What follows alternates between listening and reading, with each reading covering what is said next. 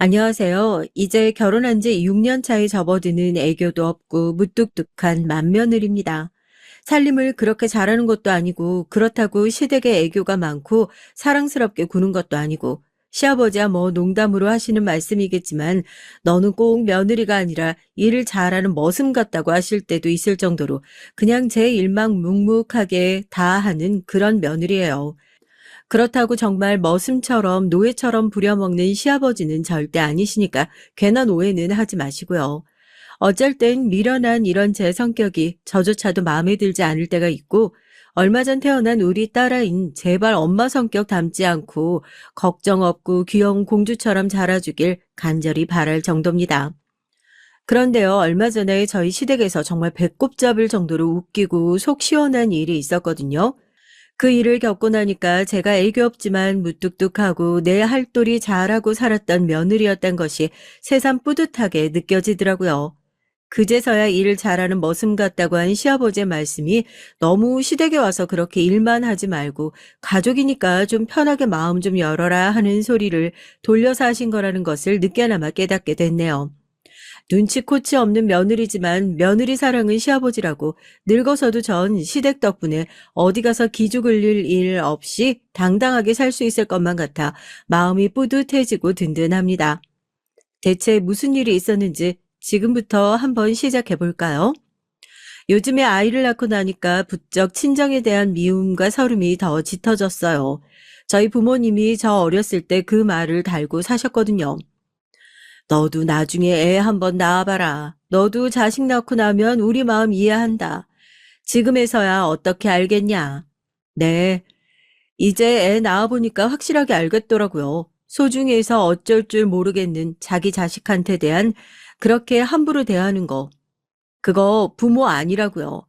자식만 낳아주고 버리지 않고 잘 기르기만 하면 누가 당신은 훌륭한 부모입니다 하고 상이라도 준다대요.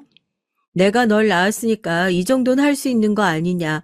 그런 끔찍한 말들로 면죄부를 만들어 자식을 자기 마음대로 주무르고 마치 자기들 감정 푸는 쓰레기통으로 이용했던 부모님. 항상 집에서 큰 소리가 끊이질 않았던 이유는 가난 때문이었습니다. 결혼을 하고 나서야 아파트라는 곳에 처음 살아봤던 것 같아요. 처음 남편과 집을 보러 다닐 때 현관에서 카드키를 찍고 엘리베이터를 타는 것을 처음 경험해봐서 어떻게 할 줄 몰라 버벅이던 것이 참 창피하기도 했었는데 제가 어렸을 때 어떻게 살아왔는지 떠올려보면 다른 게 출세가 아니라 이렇게 사는 환경이 나아진 것이 출세다 싶더라고요. 전 정말 이제 평생 가난할 줄 알았거든요. 지어진 지 오래돼서 녹이 다 슬어있는 슬레이트 지붕에 자려고 누워서 엄마가 불을 탁 끄면 사사삭 하고 바퀴벌레가 재빠르게 기어가는 소리가 들릴 정도로 바퀴며 쥐며 많았던 집. 요즘엔 그렇게 비위생적이고 열악한 곳에서 사는 사람들이 많이 없어지기도 했겠지만 저희 가족은 그런 곳에서 살았었습니다. 내가 물세 많이 나오니까 쓸데없이 씻지 말라고 했어, 안 했어? 네가 무슨 부잣집 딸내미인 줄 알아? 응? 그저께도 밖에 수도 계량기 제대로 안 잠궈놨지? 어휴, 진짜 이렇게 낭비벽이 심해가지고 정말 겨울이라 땀도 안 나는데 뭘 그렇게 맨날 씻는다고? 학교에서 애들이 내 주변에 오면 냄새난대. 옷은 왜 안 빨아 입는 거냐고. 맨날 놀리는데 내가 뭘 그렇게 낭비를 했다 그래? 난 씻는 것도 내 마음대로 못해? 왜 어렸을 때 반에 다 한 명씩 있지 않았어요? 쟨 제대로 씻고 다니는 건가 싶을 정도로 옷도 꼬질꼬질하고 머리도 맨날 떡져 있는 것 같은 그런 비위생적이네요. 한 번도 그렇게 어렵게 살아본 적 없으신 분들은 이해하기 어려울 수도 있겠지만 가난이라는 게 그래서 참 무서운 것 같아요. 씻고 먹고 사고 하는 기본적인 것들조차 해결하는 것이 쉽지 않았거든요. 어렸을 때부터 땀이 안 나고 겉으로 볼 때 괜찮으면 안 씻어도 된다고 물세 많이 나온다고 현관 밖에 있는 수도 계량기를 꼭 잠궜다가 풀었다가 하면서 살아야 하는 저한텐 그게 너무 익숙하고 당연한 일이었지만요. 자기랑 다르면 이상하다고 생각하는 그 또래 애들한테 전 작고 더럽고 꼬질꼬질한 그런 애였을 거예요. 냄새가 난다고 짝을 바꿔달라고 하는 애들이 많았었던 담임 선생님이 저희 엄마한테 직접 전화를 했었던 적도 있었고요. 다른 건 몰라도 위생 문제는 저나 다른 친구들 건강 문제에 직결되는 것이니까 조금만 더 신경을 써주셨으면 좋겠다 하고요. 선생님이 그렇게 말씀하신다고 들으실 분이었으면 진작에 애를 그렇게 방치하다시피 키우지 않으셨겠죠. 전화로 한 소리 듣고 처음 며칠만 제가 잘 씻어도 별소리 안 하시다가 언제 그랬냐는 듯이 까먹고 막 뭐라고 하시더라고요. 낭비한다고, 돈 아깝다고요.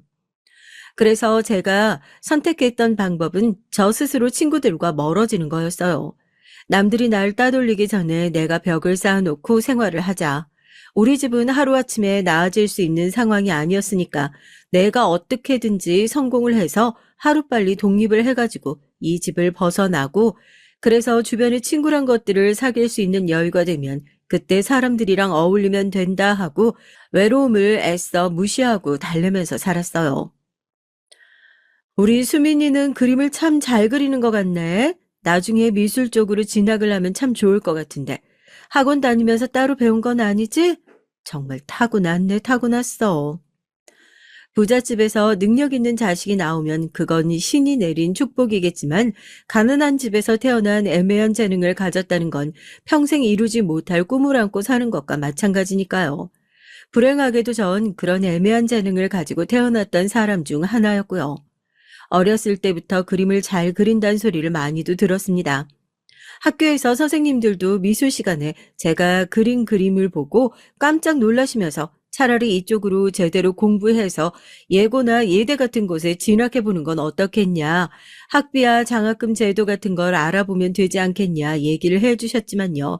글쎄요. 공부만 해도 성공할 수 있을지 장담이 되지 않는 집안에서 제가 미술을 한다고 나서면 퍽이나 웃으면서 응원을 해줄까 싶기도 하고 꿈을 꿔보기도 전에 그렇게 좌절을 하게 되더라고요. 나 물감 좀 사게 용돈 좀 주시면 안 될까요? 학교에서 부활동이라는 걸 하는데 선생님께서 난 그림을 잘 그리니까 미술부에 들어가면 좋을 것 같다고 말씀을 해주셔가지고 나도 그림 그리는 게 너무 재밌기도 하고 이게 뭐 그림 그리는 거라고 해가지고 돈이 많이 들어갈 것 같은데 딱히 그런 것도 아니고 그냥 스케치북이랑 물감만 있으면 된다고 붓이랑 이런 것들 학교에서 선배들이 쓰는 거 남겨놓고 간 게 있어서 그거 가지고 하면 되니까요. 네가 아주 미쳐도 단단히 미쳤구나. 뭐 그림? 네가 무슨 어디 부잣집 막내딸이라도 되는 것 같아? 너 그림 팔아서 돈 버는 사람 주변에서 본 적 있어? 돈이 썩어나는 부자들이나 자기 자식 미술 시키고 부모가 그림 사주고 그러면서 먹고 사는 거지. 네가 붙잡아서 뭐 할 거야? 어? 그깟 대회 몇 번 나가가지고 상 좀 타니까 네가 막 뭐라도 된 것 같고 성공할 것 같고 그러냐? 가서 너한테 그렇게 바람 나온 선생들한테 똑똑히 전해. 우리 집에는 나 그림 그리는데 보태주실 돈 한 푼 없다고 그랬으니까 괜한 헛바람 넣지 말고 공부나 똑바로 가르치라고. 안 그럼 내가 학교 가서 다 엎어버린다고. 알겠어? 한참 재미를 붙여서 학교에서 대회도 나가보라고 하고 재료도 제대로 없어가지고 문방구에서 파는 싸구려 물감 가지고 그림을 그려서 냈는데도 입상을 하고 이러니까 학교 선생님들이야 당연히 제대로 좀 해봤으면 좋겠다 하고 제 등을 떠미셨죠. 저도 그 나이 땐 그림 그리고 하는 게 너무 재밌고 좋았고요. 그런데 저희 집 반응은 어떻게 보면 뻔히 예상이 되는 그림이었습니다. 생각보다 돈 많이 들어가는 거 아니다. 그냥 재료만 좀 사달라. 제가 애걸복걸을 했는데도 대체 애한테 무슨 헛바람을 집어넣었길래 이렇게 쓸데없는 욕심만 부리게 됐냐. 오히려 학교 선생님한테 전화해서 버럭버럭 화를 내시더라고요. 그때부터 제가 꿈이라는 것을 탁 접게 된 것 같아요. 부모님 눈엔 그저 제가 돈이었던 것 같네요. 키우는데도 돈이 많이 들어가고 그래서 내가 키우고 나면 2배, 3배에 해당하는 돈을 받아내야 하는 그런 존재요. 공모전에 입상해서 돈 10만 원 상금 받아오면 눈에 불을 켜고 네가 그런 데 나가가지고 상 타고 할 수 있는 게 다 내가 낳아줘서 그런 거 아니냐 하면서 한 푼도 남김없이 가져가 버리는, 그러면 물감 사게 2만 원만 달라고 얘기했다가 지금 식구들이 다 먹고 사내 만에 그런 고민을 하고 있는데 지 혼자 속편하게 자기 하고 싶은 거 다 하고 살려고 든다고 이기적인 사람으로 몰아가 버리는 그런 집이 너무나도 싫고 외롭기만 했습니다. 이건 그냥 제 생각일 뿐이지만 가난엔 이자가 붙는 것 같더라고요. 부잣집 친구들은 출발선부터 다르다고 우리가 그런 얘기를 하잖아요. 출발선만 달라서 결승 지점에 먼저 도착하는 건 둘째 치고요. 가난한 사람들은 가면서 정말 그 고난과 역경이 무슨 이자처럼 불어나는 것 같더라고요. 엄마 말씀대로 저희는 지금 당장 하루하루 먹고 살기도 힘든 상황이었는데 거기다 아빠께서 다니고 있는 그 변변찮은 직장마저 상황이 어려워져서 몇 달씩 월급을 밀리는 것은 물론이었고요. 기초생활수급자 자격으로 나라에서 나오는 지원금이나 어쩌다 가끔 동사무소에서 가져다 주는 쌀을 몇 끼에 걸쳐서 나눠 먹으면서 지내야 하기도 했습니다. 다들 대학을 어디로 가네, 앞으로 진로는 또 뭘 선택을 하네, 그런 고민을 하고 있을 동안 전 당장 내일은 어떻게 먹고 살아야지 하는 생계의 걱정을 하고 있었어요. 20살도 안 된 그 어린 나이에요. 출발선이 다르다는 말로는 차마 다 표현하지도 못할 정도로 힘들고 어려웠던 그런 어린 시절을 보냈던 것 같습니다. 그때까지만 해도 독립이라는 것은 꿈도 못 꿨던 것 같네요. 지독한 가난이 발목을 붙들고 놔주지 않아서요. 그렇게 고등학교를 졸업하고 바로 일을 시작하게 되고 제가 돈을 벌기 시작하면서부터 저희 가족도 더 지독하게 절 괴롭혔던 것 같습니다. 네가 돈을 벌기 시작했으니까 지금부터 키워준 값을 받기 시작해야 하겠다고 얘기하는 부모님을 보면서 정말 벙찌더라고요. 그런 생각을 하면 안 되는 걸 알면서도 부모가 나한테 해준 게 뭐가 있다고 이렇게 깡패처럼 눈만 마주치면 보따리 내놓으라는 식으로 구는 건가 싶기도 하고요. 마음이 모질고 못된 자식이었다면 언제든지 다시는 연락하지 말란 매몰찬 소리라도 하면서 연 끊고 살았을 것 같은데 늘상 그렇게 살아왔어서 그런 건지 저도 그 답답한 상황에 어느새 익숙해져 버린 건지 가난하게 동네에서 손가락 빨고 있는 가족들을 모른 척하면서 살 수가 없더라고요. 아니, 니네 공장은 제대로 돈도 못 번다니? 다른 집 애들 보니까 그냥 명절이라고 떡값이니 뭐니 회사에서 나오는 것 같은데. 아, 너 설마 따로 받은 돈이 있는데 일부러 집에다 갖다 주기 싫어서 혼자 딴 주머니 차고 있는 건 아니지? 아, 이번에 집에 올 때는 월급 얼마씩 받고 있는지 월급 명세서 끊어가지고 같이 들고 와. 그동안 내가 한 번도 검사를 안 했는데 검사 한번 해봐야지. 이제 막 사회생활 시작하는 딸한테 생활비 좀 보내달라고 손을 벌리고 있는 주제에 뭐가 그렇게 욕심이 많은 건지 혹시라도 제가 몰래 딴 주머니라도 차고 있을까 싶어 월급 명세서를 같이 가지고 내려오라고 하는 부모님이 세상에 어디 있단 말입니까? 사실 영 틀린 소리는 아니어서 뜨끔했지만 말이에요.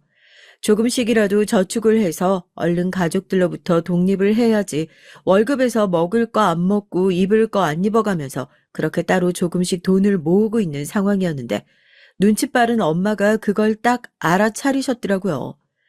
회계과에 친한 직원이 있어가지고 쭈뼛거리면서 가서 혹시 월급 명세서에서 떡값 받은 것 좀 빼주실 수 있냐 하니까 무슨 일이냐고 그래요.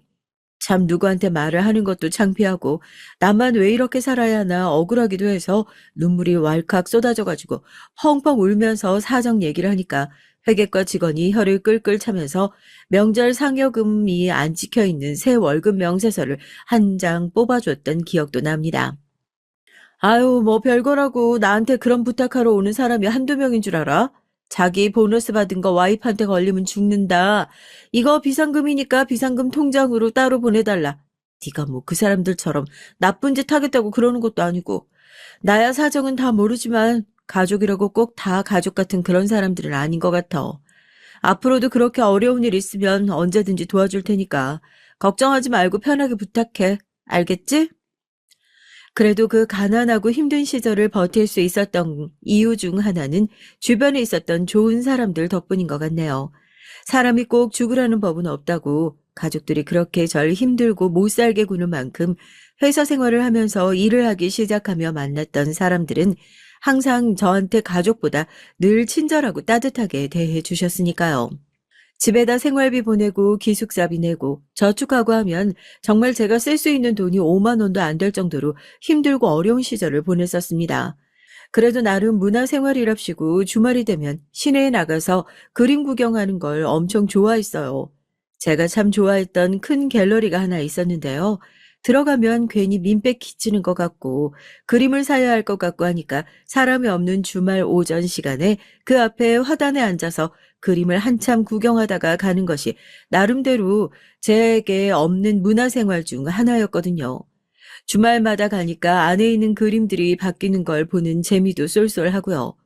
그날도 그렇게 화단에 앉아가지고 손바닥만한 연습장에 연필로 저도 안에 보이는 그림을 따라 그려보면서 구경을 하고 있는데 누가 제 어깨를 툭툭 쳐요. 갤러리에서 나온 남자였죠. 혹시라도 제가 있으면 안 되는 곳에 있나 싶어서 소스라치게 놀라가지고 죄송하다고 꾸벅 인사를 하고 후다닥 뛰어왔습니다. 이제 주말마다 저기 가서 구경하는 것도 더는 못하겠구나 하고 아쉬움에 입맛을 다셨죠. 그런데 다음날 점심을 먹고 커피 한 잔 뽑아서 먹고 있는데 누가 또 제 어깨를 툭툭 두드리더라고요.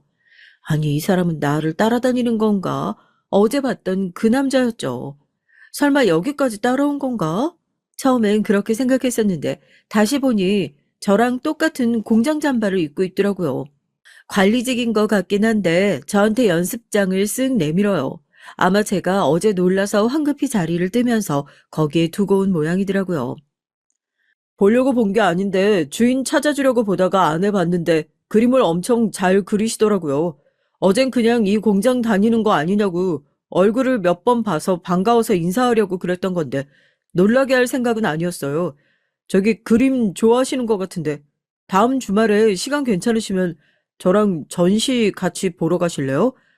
항상 거기 앉아서 보시던 그 그림 작가님이 다음 주말에 거기 갤러리에 오신다고 하셨거든요. 남자는 웃으면서 저한테 갤러리 전시 티켓을 내밀더라고요. 옆에 언니들은 어머머머 하면서 얼른 안 받고 뭐 하냐고 재미있는 구경거리라도 생긴 것 마냥 얼른 제 등을 떠밀었고요. 이런 데는 한 번도 가본 적이 없어서 얼떨떨하긴 한데 맨날 창문 밖으로 구경하던 그곳을 안에 들어가서 볼 수 있다는 사실에 이 사람이 어떻고 뭐 하고 그런 건 전혀 신경도 쓰이지가 않았죠. 회사에 들어오고 나서 한 번도 절 위해서 돈을 써본 적이 없었던 것 같은데 그 주말 전시를 보러 간다고 나가서 예쁜 원피스도 새로 한 벌 사고 화장품도 사고 그랬어요. 데이트라고 생각도 전혀 안 하고 그냥 거기를 간다는 자체가 너무 신나고 즐거웠거든요. 그렇게 주말에 갤러리에 가는데 심장이 정말 터질 것만 같더라고요. 이 그림을 내가 들어와서 실제로 볼 수 있다니. 딱 봐도 잘 살고 여유가 넘치는 것 같은 손님들이 서로 아는 체를 하면서 하하호호 웃는 모습이요. 저한테는 뭐라고 해야지? 내가 꼭 어디 드라마 속으로 들어온 것 같다는 생각이 들더라고요. 여주인공까진 아니더라도 여주인공 옆옆자리에 있는 조연 정도 되는 건 아닐까. 살다 보니까 이렇게 좋은 날도 오는구나. 그런 작은 것에도 넘치게 행복할 수 있더라고요. 한창 그렇게 그림을 구경하고 있는데 갤러리 사장님이 쓱 와서 저한테 인사를 하자고 손을 내밀어요. 딱 저희 엄마 또래인데 우아하고 고상한 느낌에 기가 팍 죽더라고요. 일전에 주말마다 이 앞에 종종 오셨었죠? 언제 한번 여기 있는 그림들 좋아해 주셔서 감사하다 꼭 한번 인사를 해야지 싶었는데 이렇게 손님으로 모시게 될 줄 전혀 몰랐네요. 어쩐 일이니? 네가 여기 손님을 다 초대하고? 반가워요. 전시 잘 보다 가세요. 제 옆에 있는 남자에게 아는 체를 하시는 모습에 이게 무슨 상황인가 했었는데 알고 보니까 두 사람이 모자지간이라고 하더라고요. 자기 아들이 여자 손님을 데려온 건 처음이라고 방금 아는 체를 하고 가신 상황이 돼버렸고요. 이건 뭔가 단단히 오해를 하시는 게 아닌가 싶어서 저도 참 당황했었던 기억이 나네요. 그 고상하신 분이 저희 시어머니가 될 줄도 모르고요. 말씀을 못 드려서 당황하셨죠? 사실 여기 저희 어머니가 운영하시는 갤러리예요. 그전까지 저랑 즐겁게 수다를 떨던 남자에게 확 벽이 느껴지는 것 같더라고요. 같은 공장 잠바를 입고 일을 하고 있었을 땐 몰랐는데 이 사람은 나만큼 어렵게 사는 사람이 아니구나. 그러니까 그렇게 항상 여유롭고 당당한 모습이었구나 하고 확 주눅 드는 것 같고. 네, 맞아요. 열등감이죠. 전시까지 잘 보고 와서 한동안 그렇게 남편이 어디 가자, 퇴근하고 같이 밥 먹자, 적극적으로 표현을 했는데도 제가 끊임없이 밀어냈던 이유가 그거였습니다. 혼자 있었을 땐 몰랐는데 같이 있으니까 내가 그동안 얼마나 어렵게 살았고 아직도 마음의 여유가 없이 가난한 사람이라는 게 확 실감이 나서요. 원래 사람은 비교하면서 불행해지는 거라잖아요. 아무리 부정해봤자 좋아하는 마음을 어떻게 숨길 수 있겠어요. 결국엔 끈질긴 남편 덕분에 연인 관계로 발전할 수 있었지만 여전히 결혼이라는 건 제겐 허락되지 않은 달콤한 꿈 같은 얘기처럼 들릴 뿐이었습니다. 아직까지 월급 날만 되면 빚쟁이처럼 전화를 해서 생활비는 몇 시에 입금할 거냐 닥달하는 부모님을 둔 제가 몸도 마음도 제대로 독립하지 못한 내가 과연 결혼이란 걸 할 수 있을까? 그건 이 사람한테도 민폐를 끼치는 것이 아닐까 싶더라고요. 당신 집안 형편 어려운 것 때문에 그래? 내가 그런 거 다 이해할 수 있다고 했잖아. 나 당신 가정 형편 보고 좋아하는 거 아니야. 당신도 어떻게든 집으로부터 벗어나고 싶다고 얘기했잖아. 가족들 걱정돼서 결혼 포기해버리고 이대로 살면 언제 어떻게 벗어날 수 있을 것 같은데. 우리 가족들 그런 거 신경 쓰는 사람 아니니까 당신만 마음 열면 되는 거야. 그런 거 신경 쓰는 사람이 아니라고? 세상에 어떤 사람이 그런 걸 신경 안 써. 당신이 너무 여유롭게 살아서 눈치 못 채고 있었던 것 뿐이지. 사람이 고상하다고 속으로는 화 안 날 것 같아? 나도 내 아들 그렇게 키워놨는데 어디서 나 같은 사람이 며느리랍시고 들어오면 허락해주기 싫을 것 같아. 어디서 저렇게 모자란 애를 데리고 왔을까? 어머님도 속으로 얼마나 욕을 하시겠냐고. 난 평생 그런 시선 받으면서 결혼 생활할 자신 없어. 팔자 핀다고 제가 매달려도 모자랄 지경인데 오히려 결혼은 못하겠다 계속해서 밀어내는 저와 자기 가족들 절대 그런 사람 아니니까 마음 좀 열고 한 번만 만나달라 애거라는 건 남편이었습니다. 그때까지만 하더라도 제 마음 돌리려고 남편이 그냥 하는 소린 줄 알았죠. 이거 너무 자랑 같아서 어디 가서 말도 못했는데 저 정말 평생 시댁에 감사한 마음밖에 없는 것 같아요. 저희 집 사정 뻔히 다 알고 계시는데도 처음 인사하러 간 자리에서 집안 환경이나 형편에 대한 얘기 이런 방구 언급도 하지 않으시고 그저 고생했다며 제 손을 꼭 잡아주시던 시어머니. 결혼은 형편되는 대로 하면 되지 않겠냐며 돈 걱정을 하지 말고 앞으로 어떻게 잘 살지 미래 계획만 잘 세워보라고 하시던 시아버지를 보고 나서 아, 이 사람들은 그냥 단순히 돈만 많은 것이 아니구나. 열등감에 찌들어 있는 나와 달리 구김살 하나 없는 사람이구나. 그제서야 알았습니다. 너무 감사한 마음만 들어도 모자라다는 걸 알고 있는데 제가 참 못난 사람이었던 거죠. 하지만 제 결혼은 그렇게 순탄하지만은 않았어요. 가난한 형편에 염치까지 사라진 저희 부모님 덕분에 결혼을 준비하는 내내 그리고 지금까지도 시부모님께 죄송스러운 마음이 남아있을 정도니까요.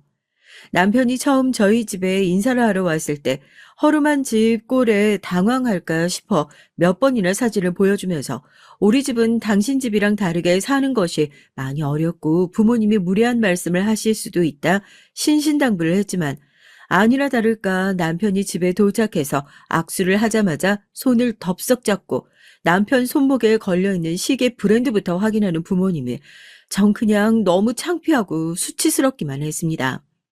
손님을 맞이할 준비도 제대로 안 되어 있는 집, 신신당부를 했는데도 목이 다 늘어진 티셔츠를 입고 옷 좀 갈아입으면 안 되냐는 말에 남편을 은근슬쩍 쳐다보면서 인제 우리 사위가 다음에 올 때는 옷 한 벌 사오면 되겠다, 그치? 하고 눈치를 주시는 엄마가 왜 그렇게 창피하기만 하던지요.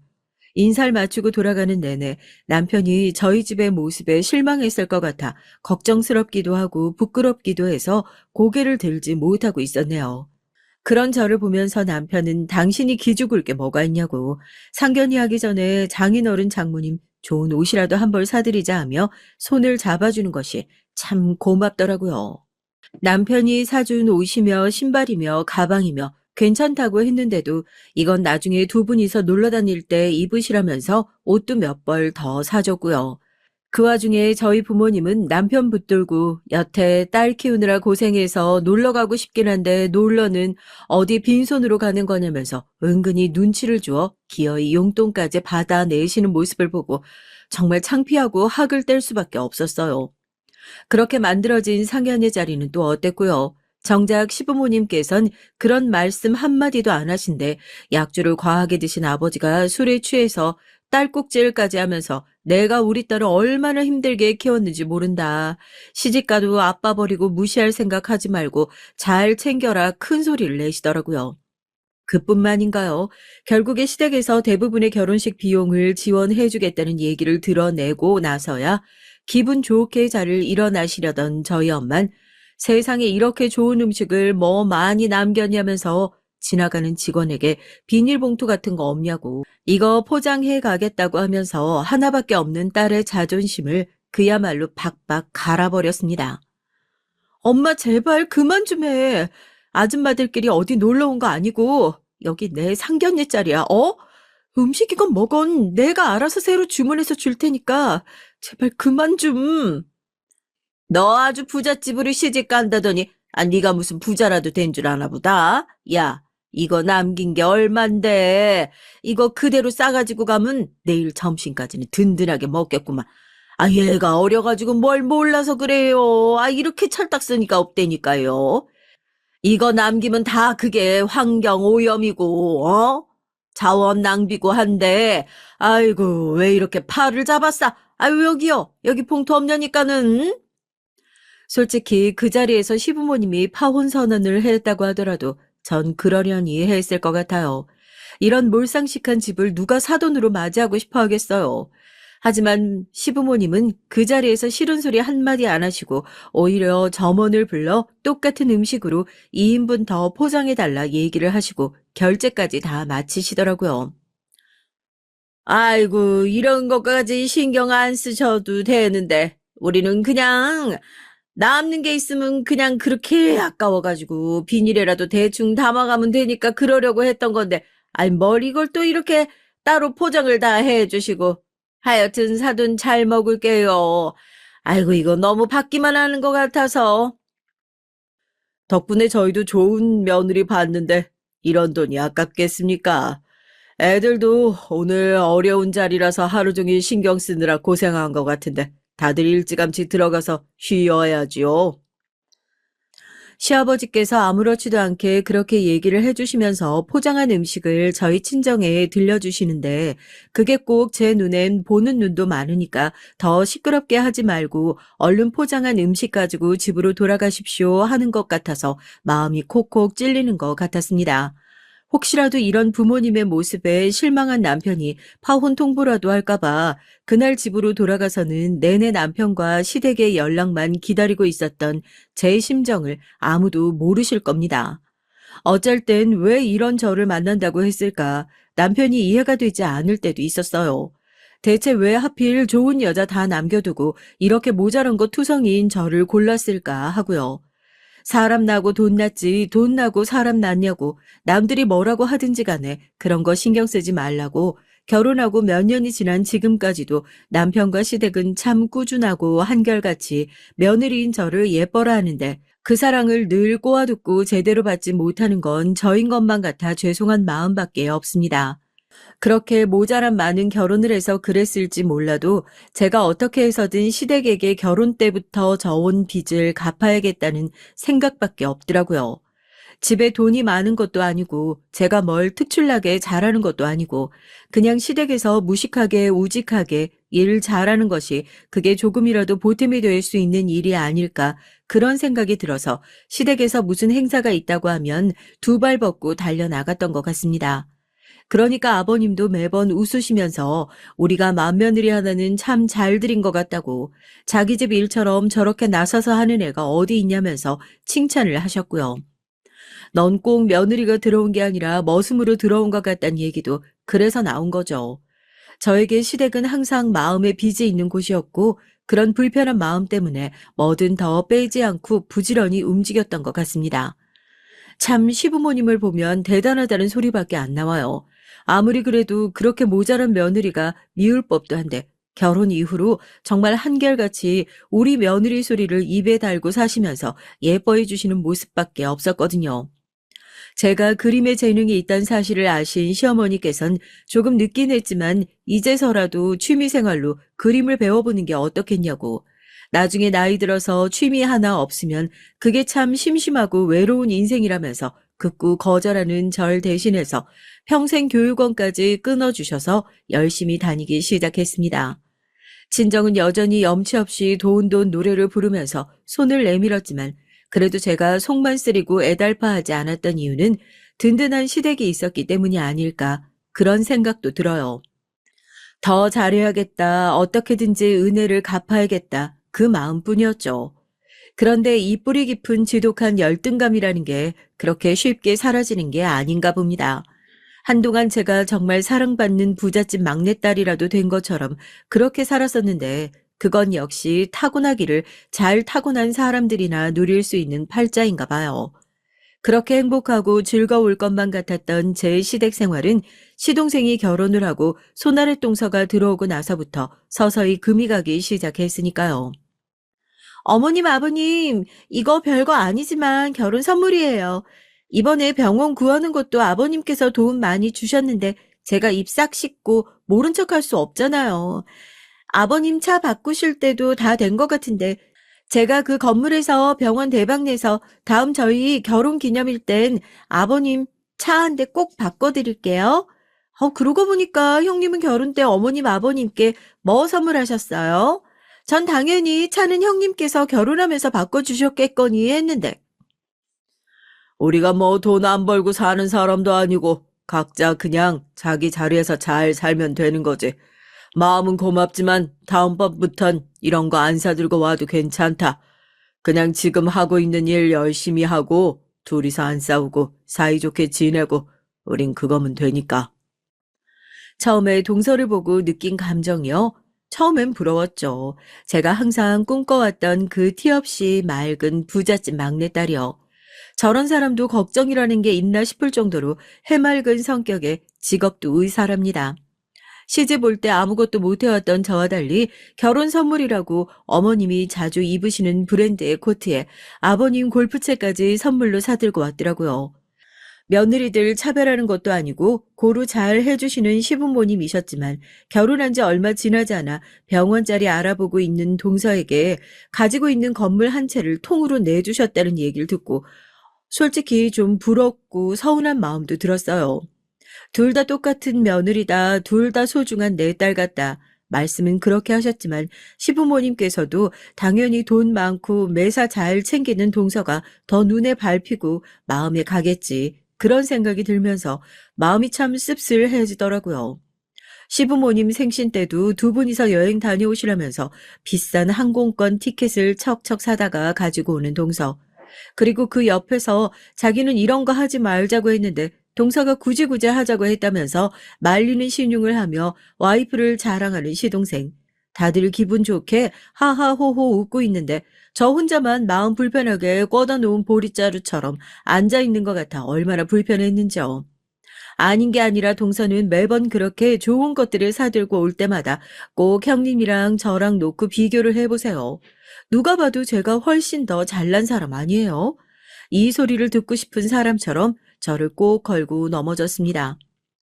그래서 형님은 뭐 해가지고 오셨어요? 그래서 형님은 시집 오셨을 때 선물로 뭐 하셨어요? 처음엔 참 사람이 악의가 없으니까 저렇게 아무렇지도 않게 칼을 꽂는구나 생각했었는데 시간이 좀 지나면 지날수록 알겠더라고요. 저거 나 먹이려고 하는 소리구나. 그냥 어떻게든지 나랑 비교해서 자기가 더 잘나 보이기 위해서 하는 소리구나 하고요. 그때부터 동서랑은 더 상종도 하기 싫어가지고 멀어졌던 것 같습니다. 아이고, 우리 큰아가 애 낳느라 그래 얼마나 고생했어. 가뜩이나 몸도 안 좋을 텐데 이거 별거 아니지만 나중에 애기 장난감이든 뭐든 사는데 보태 써라. 응? 결혼한 지 3년 차. 동서를 새 식구로 맞이한 지 얼마 지나지 않아 저도 예쁜 딸아이를 출산하게 됐습니다. 그때만큼은 친정 식구들도 시댁 식구들도 하나가 돼서 어찌나 제 출산을 기뻐해 주시던지요.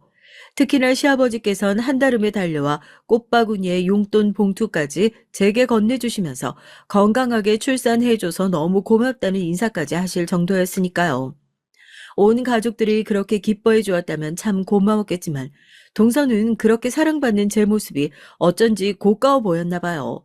병원이 바빠서 산후조리원에 들리는 건 어려울 수 있겠다 얘기를 하던 동선 시부모님이 오셨다는 얘기에 한달음에 달려와서 썩 축하하는 것 같지도 않은 얼굴로 축하 인사를 건네고는 애도 보는 둥 마는 둥 하더라고요.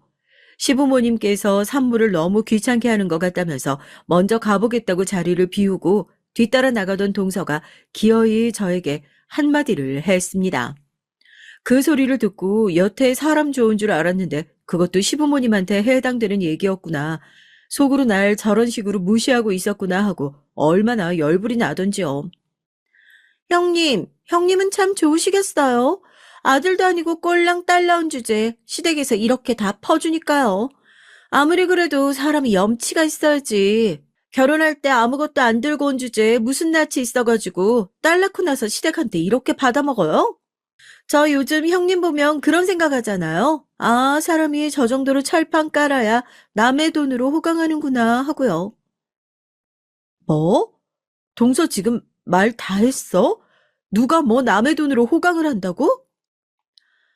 말이 그렇다는 거죠, 말이. 형님이 안 그렇다고 그러시면 안 그런 거지 뭘 그렇게 발끈하고 그러세요?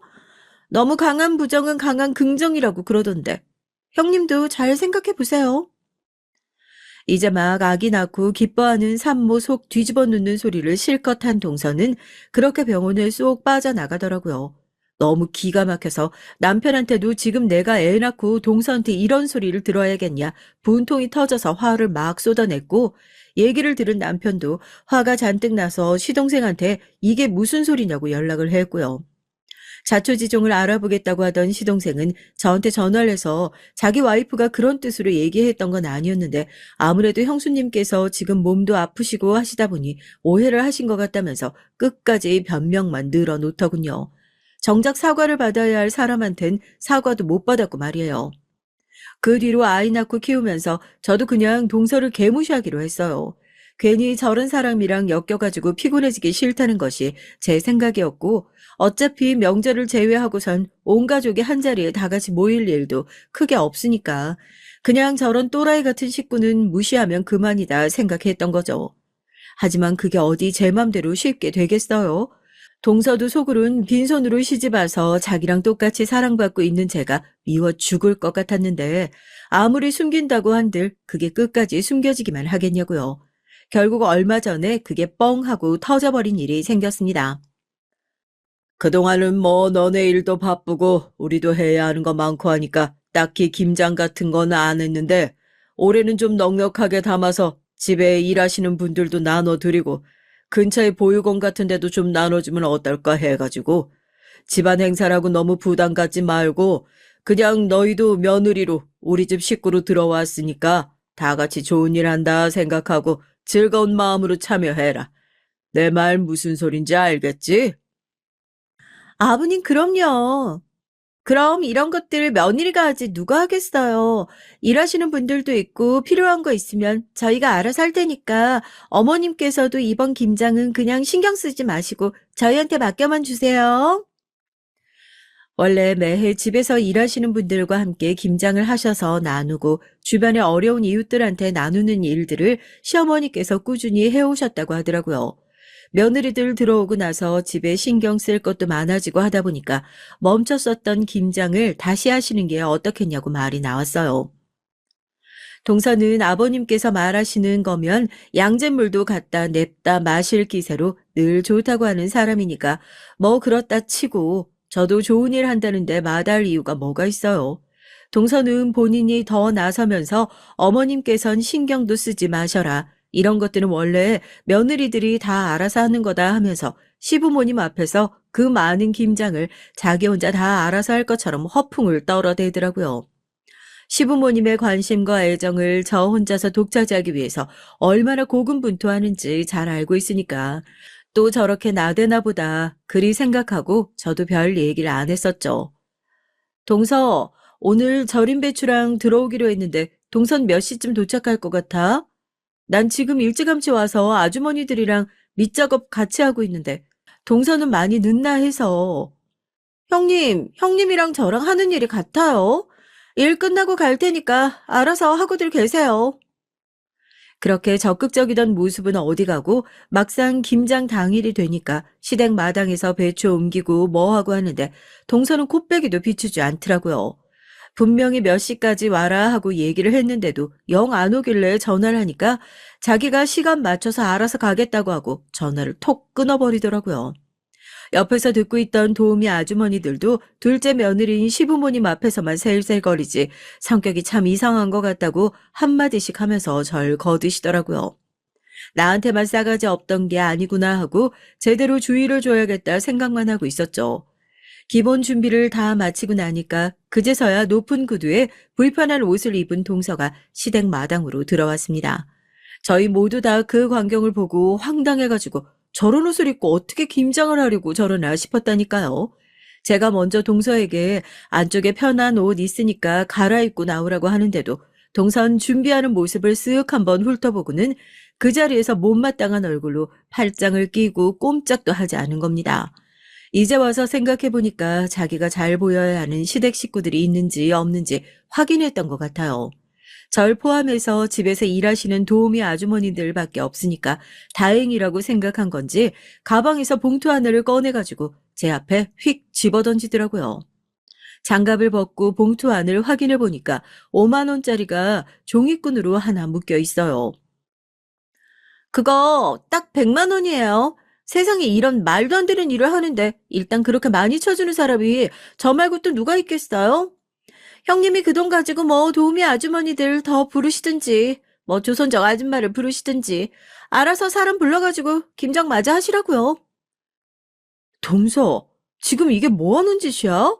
아, 동서가 먼저 하자고 난리쳤던 거잖아, 이거.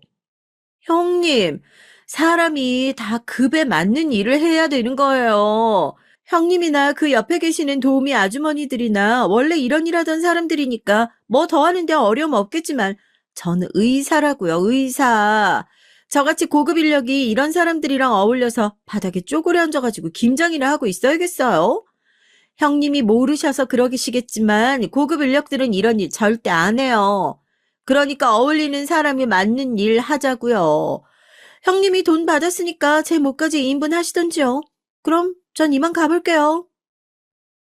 그렇게 동선 휙하니 시댁을 나가버리고 전 봉투를 받아들고 너무 황당해가지고 아무런 말도 할 수가 없었습니다. 아주머니들도 세상에 저게 무슨 싸가지냐고 하면서 혀를 끌끌 차셨고요. 아무리 열받긴 했어도 당장 해야 할 일들은 하고 성질을 부리던지 해야겠다 싶어 김장을 다 마치고 나서 바로 시아버지께 연락을 드렸어요. 날도 추운데 고생했다고 조만간 맛있는 밥이라도 한 끼 사주시겠다고 말씀하시는 시아버지에게 저도 처음으로 화를 냈네요. 아버님, 제가 아무리 아무것도 없이 시집 왔다고 하더라도 동서한테 이런 식으로 무시받을 줄은 몰랐네요. 손윗 사람은 무시해도 유분수지 같이 일하는 분들 다 있는 곳에서 저한테 일당이라는 식으로 봉투 던지고 서로 급에 맞는 일 하자고 하는 거 그런 것까지 제가 참으면서 살아야 되나요? 저 그렇게 무시받으면서 지내야 할 정도로 잘못했어요? 아니, 큰아가, 지금 그게 다 무슨 소리냐? 어? 둘째가 정말로 그랬다고? 그게 전부 다 사실이야? 네, 이 고의한 것들을 정말, 너도 기분이 어지간히 많이 상했겠구나. 그 와중에 할 거 다 끝내줘서 정말 고맙고, 내일 퇴근하고 나면 시댁으로 봉투 들고 오거라. 사과는 받아야지, 않겠어? 그래도 눈치 빠른 시아버지께서 전화를 받자마자 제 편을 들어주신 덕분에 저도 끝까지 억울한 일은 생기지 않았고요. 다음날 시아버지 말씀대로 퇴근하고 바로 봉투 들고 남편과 시댁에 찾아가니 온 가족들이 다 모여 있더라고요. 시아버지께서 저한테 들고 온 거 주라고 손 내미시자마자 어제 동서가 집어던졌던 봉투 그대로 아버님께 전달을 드렸습니다. 동서도 그 봉투를 보고 아차 싶었는지 어쩔 줄을 몰라 하더라고요. 우리 큰애가 시집 와서 우리 집에서 얼마나 많은 고생을 했는데 손아래 사람이 윗사람 고생하는 걸 열심히 배우고 돕지는 못할 망정 이딴 식으로 돈 봉투나 주면서 자기 형님을 무시해? 넌 어디서 이딴 걸 마누라라고 데리고 와서 결혼을 해가지고는 집안물을 흐려?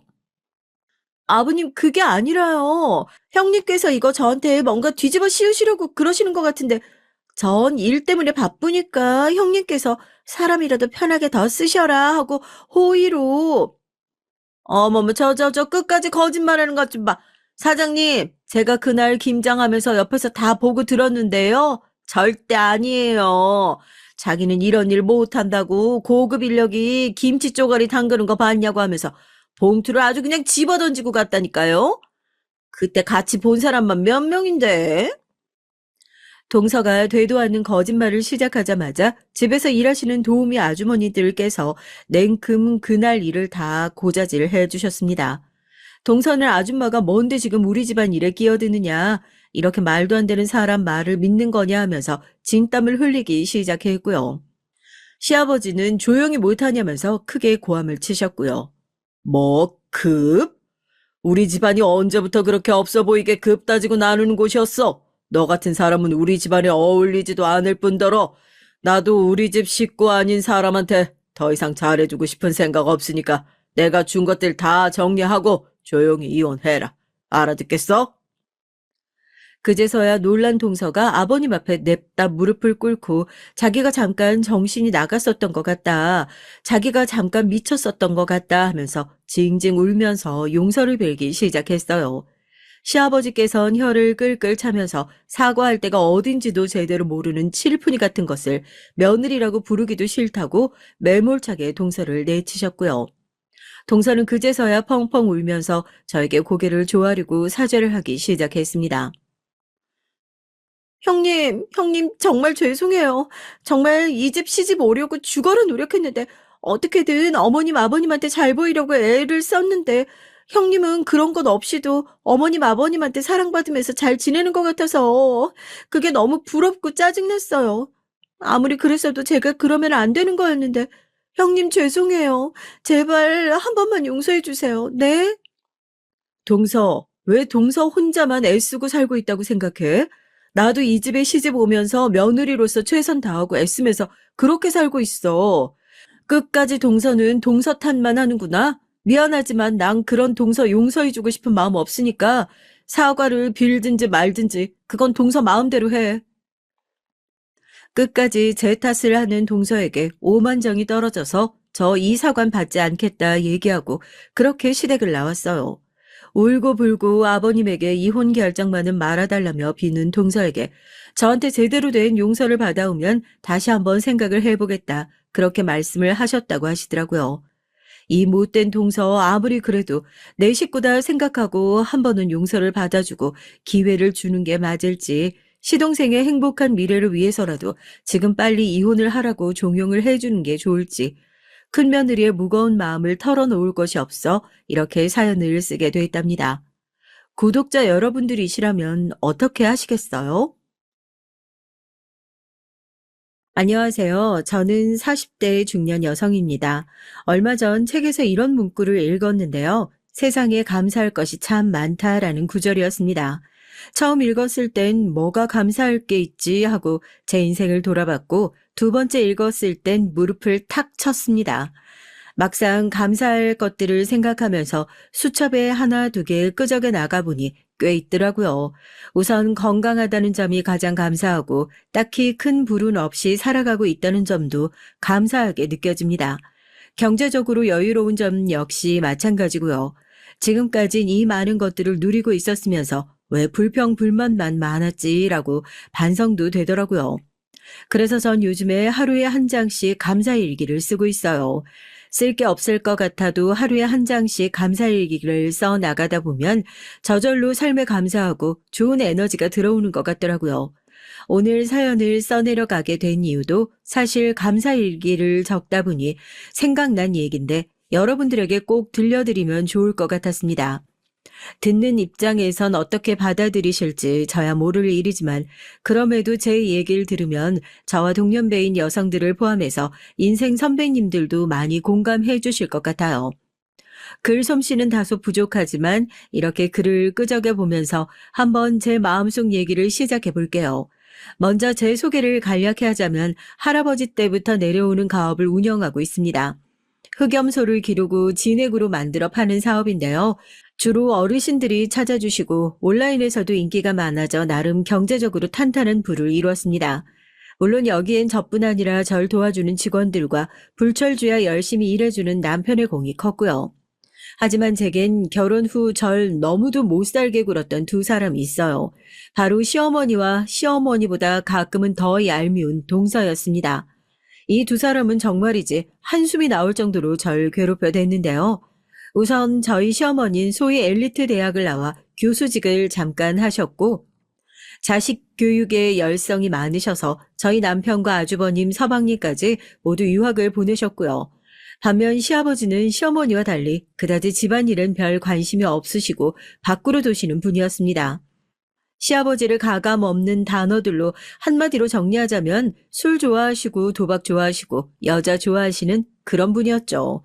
곱게 자란 시어머니를 낚아채듯 결혼을 하긴 했지만 막상 결혼 후엔 끊임없이 집 밖을 도신 거죠. 그리고 시아버지와 시어머니 사이가 그리 좋진 않으셨는데요. 그래서 집안에 늘 이혼 얘기가 돌았다고 합니다.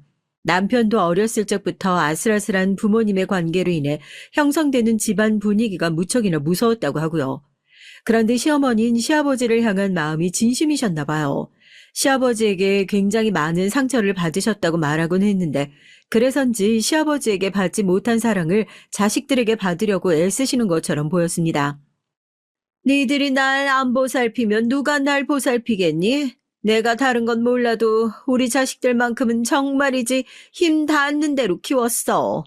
그러니 니들이 날 챙겨야지. 시어머니는 심지어 제가 시어머니를 처음 뵙는 자리에서도 저에 대한 약간의 불만을 드러내셨습니다. 처음엔 환대하는 듯 하더니만 갈수록 말의 방향이 이상하게 흐르더라고요. 우리 상철이는 정말 손 가는 데가 없는 애였어. 어렸을 적에 얼마나 내가 뭘 좀 해주려고 해도 지가 척척 다 했거든. 그래서 그런지 나는 애 키울 때가 제일 편했다. 너 진짜 우리 상철이랑 결혼하게 된 건 정말 복 중에 복이야. 아마 결혼해서 마음도 몸도 편할 게다. 그건 내가 장담할 수 있지. 아, 네. 저도 상철 씨 같은 사람이 배우자가 돼서 행복해요. 그래야지. 그나저나 너는 대학을 어디 나왔다고 했지? 보자마자 제게 너너거리며 반말하는 것도 기분이 나빴는데 대학을 물으시더군요. 전 지방의 4년제 대학을 나왔는데 저희 지역에선 그래도 잘 알려진 대학이었음에도 그 대학교를 말씀드렸더니 거기에 시어머니의 표정이 차가워졌습니다. 공부를 많이 안 했나 보네. 이 한마디를 시작으로 분위기는 점점 무거워졌죠. 남편은 당시 서울의 유명 대학을 졸업하고 유명 기업의 반도체 연구원으로 재직을 하고 있었는데 아무래도 제가 남편보다 떨어진다고 생각하시는 것 같았습니다. 특히 대학은 좋은 곳을 나와야 한다는 생각이 굳건해 보였고요. 제게 직접적으로 뭐라 하진 않지만 사람은 배운 게 많아야 뭘 하든 사람 구실을 한다는 말씀을 하시며 절 흘깃 보시더군요. 어딘지 절 돌려가는 느낌이었어요. 남편은 중간에서 어쩔 줄 모르는 눈치였고요. 일단은 가볍게 차를 한잔하고 자리가 마무리되긴 했지만 남편은 내내 미안해 했습니다. 엄마가 오늘 실수한 거지? 엄마가 교수도 하시고 그래서 그런지 편견 같은 게 있으셔. 나쁜 분은 아닌데 자기 의견이나 생각 말하실 때 남들 눈치 안 보고 말씀하시는 편이거든. 말이 세셔. 당신 상처받았다면 미안해. 아니야, 뭐. 어머님이 나한테 뭐라고 한 건 아니니까. 근데 날 마음에 안 들어 하시는 것 같긴 하더라. 그게 느껴져서 좀 바늘방석이긴 했어. 그치. 그래, 미안해. 그래도 엄마가 한 가족 되면 이제 이런 말씀은 안 하실 거야. 괜히 며느리 들어온다니까 약하게 보이고 싶지 않아 저러시는 거야. 형수님 들어오실 때도 그랬거든. 형수님도 서울에 괜찮은 대학교 나오셨는데 오늘처럼 그랬어. 전 이때만 해도 남편의 말을 믿었어요. 아주버님과 서방님은 이미 장가를 갔고 형님과 동서가 이미 집안에 들어와 있는 상황이었는데 어머님이 제게만 그러는 게 아니라 두 분에게도 똑같이 그랬다는 얘기에 안심도 했죠. 어머님이 본인 입으로 자기는 며느리들과 사이가 아주 좋다고 하셨거든요. 그런데 참 결혼하고 나서야 진실을 알게 됐네요. 시어머니는 일단 형님과 사이가 아주 안 좋은 편이었고 동서만 편애하셨습니다.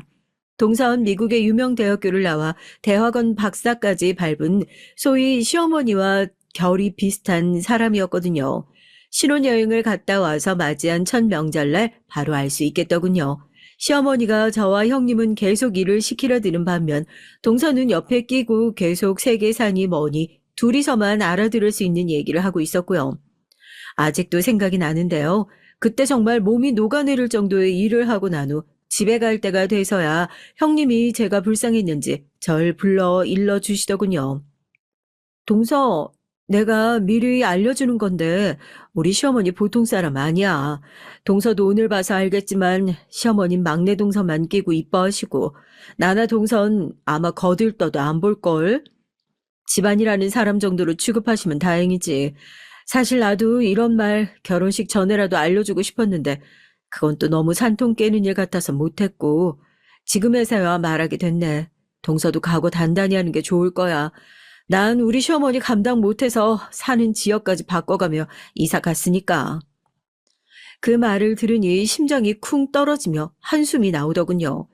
형님은 결혼하고 내내 시어머니에게 시달리며 살았다고 했어요.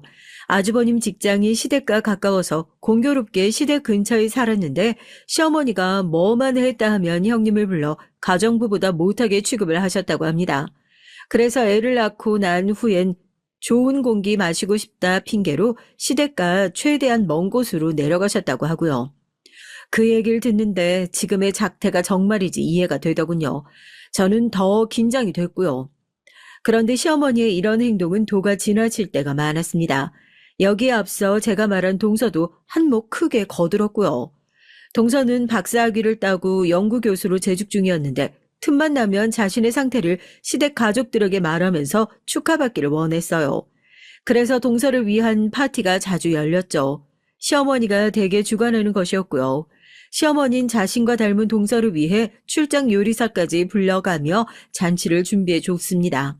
그런데 어느 날은 그 전날 밤 제게 전화를 걸어 요리사가 못 오게 됐다면서 저보고 새벽부터 일찍 시댁으로 건너오라고 하더군요. 당시 시댁과 저희 집 거리가 2시간이었습니다. 새벽 6시까지 오라고 하면 전 새벽 3시에 일어나서 준비를 해야 했거든요. 솔직히 그건 무리라고 생각했지만 일단 처음이자 마지막 부탁이라고 생각하고 들어드리자 생각하고 시댁으로 넘어갔습니다. 왔니? 어여 와서 거들어라. 세상에 내가 우리 막내 아가한테 국물 뽀얀 삼계탕 만들어주려고 잔뜩 기대하고 있었는데 출장 요리사가 갑자기 못 온다고 하지 않니? 아무튼 직업의식이 없어 다들. 그래도 네가 있으니 다행이네. 오는데 뭐 어려움은 없었지? 시간이 좀 걸리긴 했네요.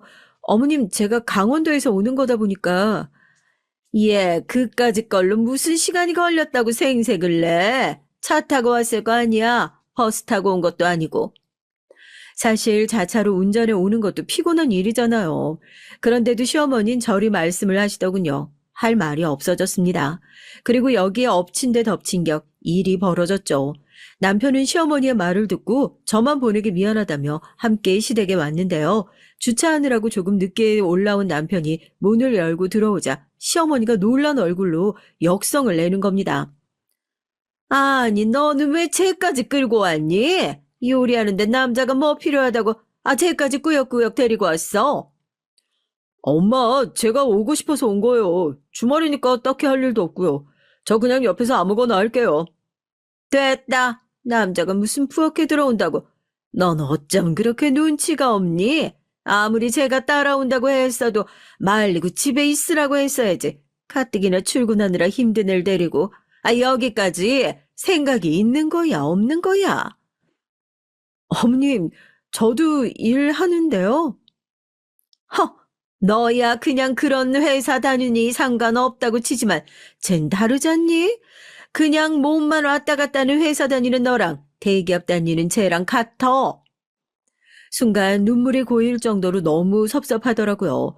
저도 모르게 격앙된 목소리로 저 역시 열심히 일하는 사람이라고 반박해버렸습니다.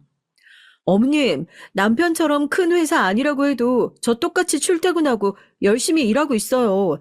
자꾸 남편만 귀하게 생각하시면서 저한테만 뭐라고 하시면 섭섭해요.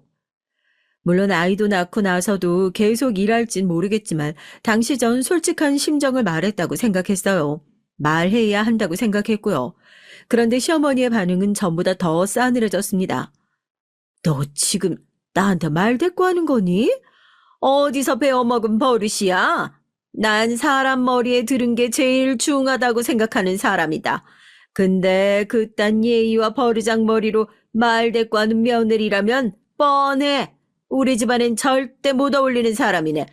아니, 애초에 어울릴 수 없는 인간이지. 나가라. 너랑 더 얘기해서 혈압 올리고 싶지 않다. 시어머니는 화가 잔뜩 나셨는지 그 길로 꼴도 보기 싫다며 나가라고 하시더군요. 그 순간은 저도 말로 상황을 풀어야겠다는 생각보단 마음이 상한 나머지 절 잡으려는 남편의 말을 무시한 채 나가버렸고요. 차에 타고 다시 집에 돌아가는 내내 아무리 생각해봐도 제가 잘못한 걸 알 수 없었습니다. 오히려 지금까지 명절을 세면서 시어머니가 하녀처럼 저와 형님을 부리고 막내 동서만 떠받들었던 일이 다시금 생각나 더 화가 났어요. 시어머니는 집안에 좋은 물건이 들어왔다고 해도 무조건 막내 동서만 챙겨줬고 심지어 김장하느라 수고했다는 명목으로 돈을 주실 때도 막내 동서에게만 2배의 돈을 챙겨줬습니다. 일일이 말하는 게 치졸하게 느껴져서 그냥 그 돈을 받고도 아무런 말을 하지 않았을 뿐인데 어느새 제가 말을 하지 않는 것이 상황에 대한 묵인이 되어버렸더군요. 게다가 이 일이 터지고 난 후 동서에게서 전화가 왔는데 너무 기막힌 말을 줄줄 내뱉더라고요. 형님이 심하셨어요. 왜 그러셨어요? 어머님이 아까 저한테 오셔서 얼마나 하소연을 하셨는지 몰라요. 눈물까지 흘리시더라고요. 형님도 아시다시피 우리 어머님, 아버님 때문에 고생 많이 하신 거 아시잖아요? 아버님 요즘도 집에 잘 안 들어오신다는데 가뜩이나 심란하실 어머니한테 그러시면 어떡해요? 동서, 상황에 대해 잘 모르면 말하지를 말지. 동선 시어머니 얘기만 일방적으로 들은 거잖아. 형님 얘기 들을 게 뭐 있어요? 솔직히 둘째 아주버님이 잘난 대학 나온 거 맞고 직장도 훌륭하신 거 맞잖아요. 형님은 염소니 뭐니 그런 거나 하고 그럼 형님이 어머님 생각해서라도 아주버님은 데려오지 마셨어야죠. 아, 그리고 형님, 혹시 저에게 질투하셨어요? 어머님이 아까 그러던데 저만 자꾸 챙기는 것도 섭섭하다 했다면서요. 제가 어머님과 아무래도 대화가 잘 통하다 보니까 어쩔 수 없는 부분인데, 뭘 그런 걸로 사사롭게 질투를 하고 그러세요? 사람이 너무 그런 작은 걸로 질투하고 그러면 쪼잔해 보여요. 뭐? 동서, 말 다 했어? 내가 무슨 동서를 질투해. 난 단지 어머님한테 실망스럽고 화나는 부분이 있어서 거기에 대해 솔직하게 말씀드린 것 뿐이야. 동서한테 질투 같은 감정 전혀 없다고. 있으면 있다고 말씀하세요. 그래도 괜찮아요. 뭐 이제 와서 숨기려고 하세요? 그리고 저도 말 나온 김에 솔직하게 말하면 어머님은 형님들과 대화가 안 통하셔서 답답하다고 하세요. 정치 얘기니 국제 외교 얘기니 이런 얘기들을 형님들과는 할 수 없으니까요. 저도 그래요. 그런 기본적인 상식이나 지식을 공유할 수 없는데 어떻게 어머님이 형님들을 이뻐하실 수 있겠어요? 사람 기분을 확 구기는 말이었습니다. 듣다 열이 받아 전 전화를 끊어버렸죠. 들으면 들을수록 들을 가치가 없는 얘기더라고요. 자기를 질투한다는 식의 얘기에 더더욱 기가 찼습니다. 남편에게 말했더니 남편도 고개를 설렁설렁 내젓더니 동서가 원래 집안에 들어왔을 때부터 은근한 특권 의식을 가지고 있었다고 시어머니가 자기를 이뻐한다는 사실을 알고 나선 그걸로 첫째 형님까지 부려먹으려 했다고 하더군요. 서방님과 시어머니를 제외한 집안 식구들을 대놓고 무시하고요. 얼마나 심했는지 몰라. 가끔은 저런 막말하는 머리로 어떻게 박사까지 땄을까 싶다니까. 머리는 좋을지 몰라도 사람 인성은 정말 바닥이야. 저번에 형한테 영어로 된 신문 같은 거 보여주면서 해석해보라고 하더라니까. 형이 어쩔 줄 몰라 하니까 대놓고 깔깔대고 진짜 못 배워먹었어. 정말? 동서가 그렇게까지 했다고? 난 몰랐네. 나 이제 동서 이런 식으로 행동하는 거 더 못 봐주겠어. 시어머니도 문제지만 동서도 문제야. 이런 식으로 가다간 정말 집골이 개판 나겠어. 동서가 마음대로 하는 게 아무 문제 안 되는 판국이 될 거라고. 전 남편 말을 듣고 보니 더욱 화가 치밀어 올랐습니다. 동서가 좋은 집에서 자라 미국 유학을 다녀오고 박사 학위를 딴 건 본인 노력이라 치고 인정하지만 그렇다고 해서 시댁에 와서 손이 동서들이 일하는 걸 보고도 가만히 있는다거나 손에 물 한 방울을 안 묻히려 하는 건 너무 얄미운 행동이었죠. 그리고 누가 동서에게 그런 특권 의식을 허락을 했나요? 전 그다음부턴 동서나 시어머니를 대할 때 태도를 완전히 달리하기로 마음먹었어요. 마침 기다렸다는 듯 추석이 다가오더라고요. 전 마음을 단단히 먹고 시댁에 갔죠. 평소처럼 요리를 한 후엔 동서에게 설거지를 같이 하자고 했어요. 시어머니가 동서를 시키지 말라고 할 줄 알았지만 알면서도 무조건 같이 해달라고 말했어요. 그랬더니 동서 반응은 가관이었죠. 어머, 형님, 지금 절 시키려고 하시는 거예요? 제가 왜 이런 잡일을 해야 돼요? 잡일이라는 말에 기가 찼습니다. 그럼 지금까지 그 잡일들을 아무렇지 않게 저와 큰형님에게 시켰다는 말이잖아요. 큰형님도 동서의 말을 옆에서 듣더니 상당히 기분 나빠하셨어요. 하지만 습관처럼 큰형님은 아무 말씀 못하고 애꿎은 손걸레만 쥐어뜯고 계시더라고요. 시어머니는 여기서 또 나서셨습니다.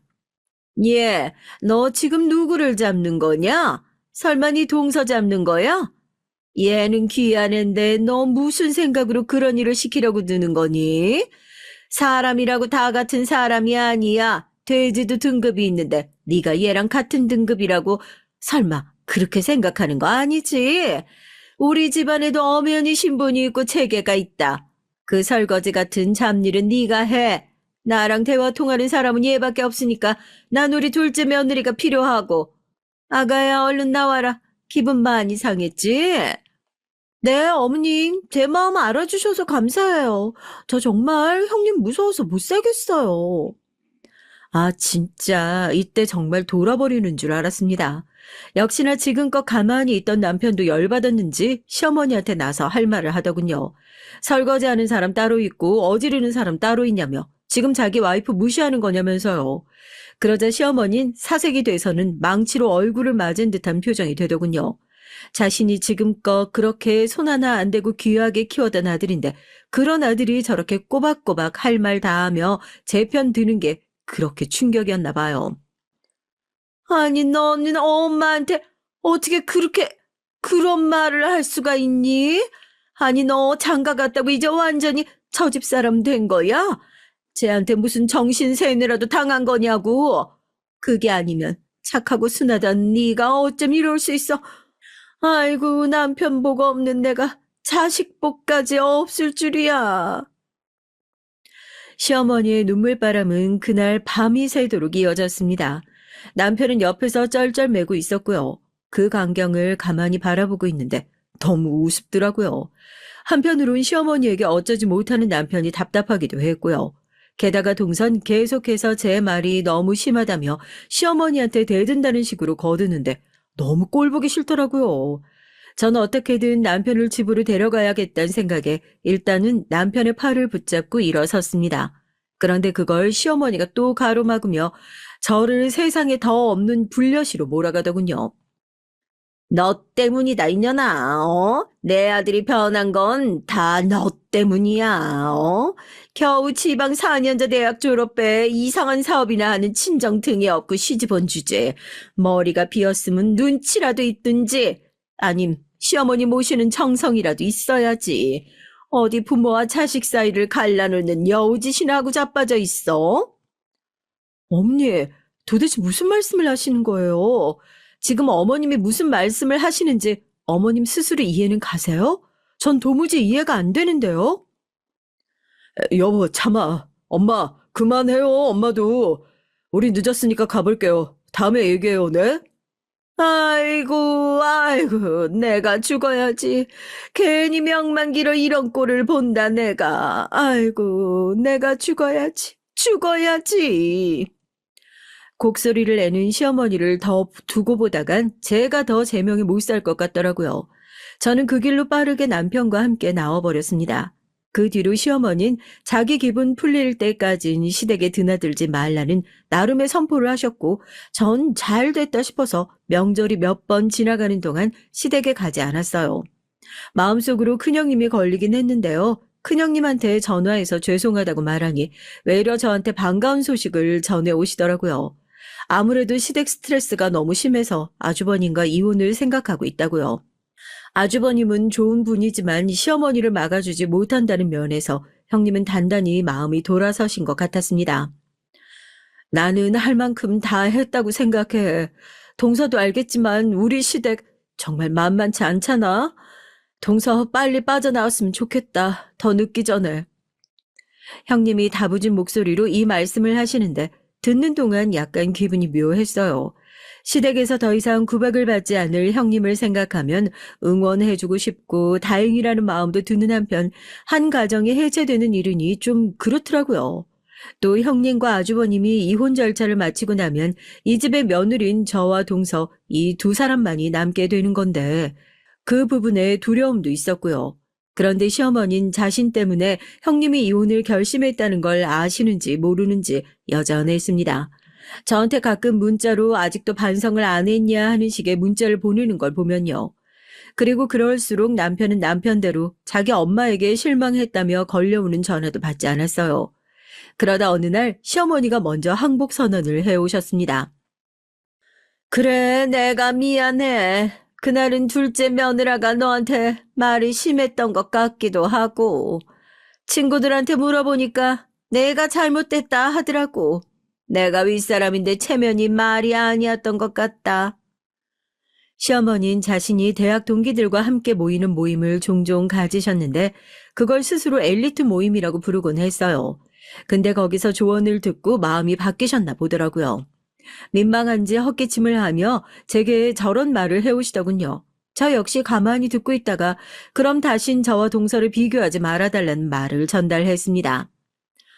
어머님, 그럼 약속 하나 해주세요. 저와 동서 엄연히 다른 사람이고 주체예요. 그러니까 서로 감정 상할 말들 같은 거 먼저 안 꺼내주셨으면 좋겠어요. 평등하게 봐달라고요. 동서가 고학력자의 박사라고 해서 어머님이 싸고 드시는 거 저 섭섭하고 기분 나빠요. 여기에 이어 동서가 집안일을 해야 한다는 말도 덧붙였는데 시어머니는 알겠다며 전부 수긍하셨습니다. 아마도 그 모임에서 몇 마디 들은 것이 어느 정도 시어머니란 사람을 많이 바꿔놓은 듯 했죠.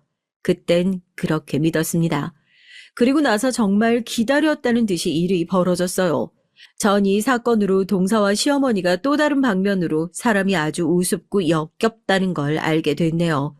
제가 첫째를 임신하고 출산했을 때 산후조리원에 갔다 오긴 했지만 집에 돌아와서도 아기를 잘못 돌볼 정도로 몸이 계속 아팠습니다. 그래서 그 소식을 들은 저희 친정엄마가 오셔서 산후조리를 도와주셨는데요. 사건이 일어났던 그 날도 여지없이 엄마가 저를 돌봐주고 계신 날이었어요. 엄마는 자신 역시 출산을 하고 많은 어려움을 겪었다며 절 많이 걱정하고 계셨습니다. 죽을 끓여주시고 계속해서 열을 체크해 주시면서도 발을 동동 구르셨죠. 또 저희 집 가업이 흑염소 진액과 건강식품을 판매하는 일이었기에 이 시기에 엄마가 회사 제품을 많이 갖다 두셨어요. 혹여나 뼈가 시리거나 아플 때 먹으라고 하면서요. 그런데 이날 연락도 없이 시어머니와 동서가 아기를 보러 온 겁니다. 저 역시 놀랐고 친정 엄마도 놀라서 시어머니를 마주했어요. 아이고, 사돈 연락이라도 주셨으면, 아유, 제가 뭐라도 준비할 걸 그랬네요. 저는 딸아이 좀 돌봐주고 있었네요. 그나저나 와주셔서 감사합니다. 아유, 우리 애가 역시 시어머니 복이 많네요. 친정엄마는 이날 시어머니 손에 들린 영양제를 보고 그리 말씀하신 거였어요. 제가 그때까지 엄마에게 구구절절 시어머니와 어떤 일이 있었는지 말하지 않았기에 엄마는 시어머니의 진면목을 모르고 있었죠. 아, 네. 우리 며느리 볼 겸 손주 볼 겸 왔어요. 우리 손주 어딨어요? 그런데 시어머니는 친정엄마를 본 채 만채 하며 집으로 들어오시더니 굳이 잠든 아기를 깨워 구태여 보시려고 하더군요.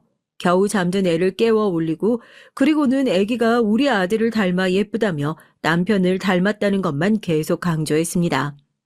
사실 갓 태어난 아기가 누굴 뭐 얼마나 닮았겠어요.